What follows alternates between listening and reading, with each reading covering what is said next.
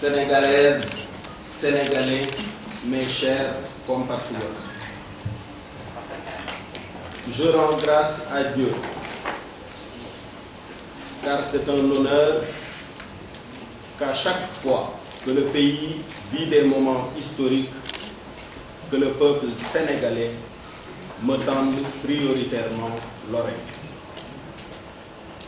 Je rends hommage au peuple sénégalais pour sa détermination, en toutes circonstances, à défendre la démocratie, à protéger sa souveraineté et à rappeler son exigence de voir prise en charge ses réelles préoccupations.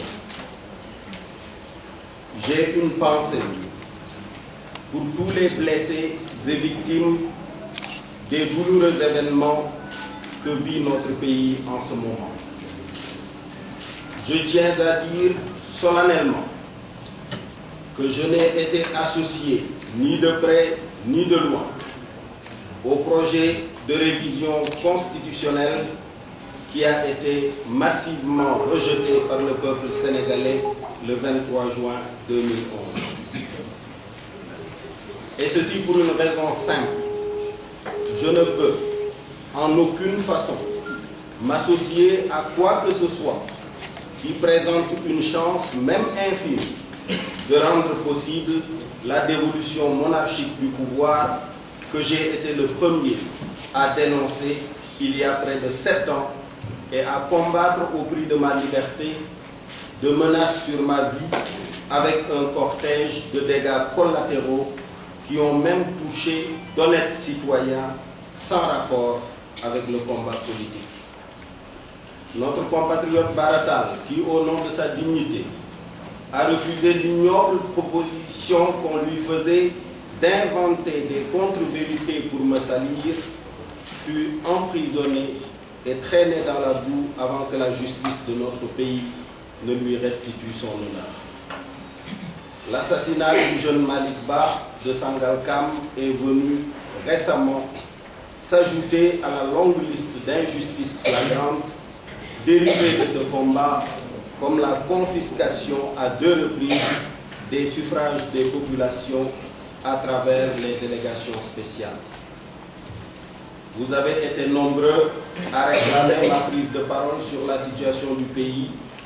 J'y fais droit aujourd'hui après vous avoir soigneusement et abondamment écouté, car au fond, lorsque le peuple décide de s'exprimer directement, le devoir du leader est de l'écouter attentivement pour s'assurer de la bonne compréhension du message du peuple souverain. Il s'y ajoute que lorsque l'incendie se déclare dans la maison, le fait d'avoir abondamment averti ceux qui ont joué avec le feu et causé le drame ne peut pas me conduire à me réjouir du sinistre, encore moins à jeter de l'huile sur le feu. J'aspire à diriger le Sénégal. Je ne souhaite donc pas que le pays soit réduit ensemble. Je regrette que du fait de la surdité, de la cécité et de l'entêtement des autorités, le peuple ait fini par recourir à la violence pour se faire entendre. Il est alors impérieux que le président de la République comprenne le message du peuple et y réponde urgemment. Dorénavant, le peuple a signifié aux dirigeants actuels et futurs qu'il n'acceptera plus le viol et le tripatouillage de la Constitution, qu'il ne tolérera plus qu'on viole sa souveraineté et ses choix en remplaçant des élus par des délégations spéciales, en fraudant massivement ou en confisquant le pouvoir après avoir été battu à des élections. Le peuple n'acceptera plus de ses dirigeants qu'ils se vautrent avec arrogance dans des privilèges et vanités au détriment de son électricité, de sa santé, de son éducation, des emplois de sa jeunesse, de sa dépense quotidienne ou de son cadre de vie déstructuré par les inondations.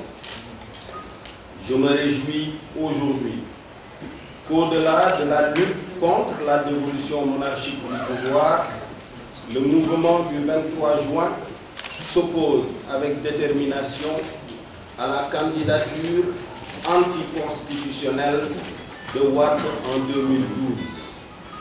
Est-il nécessaire de rappeler ma position sur cette deuxième question, exprimée sans équivoque par la plume et la parole?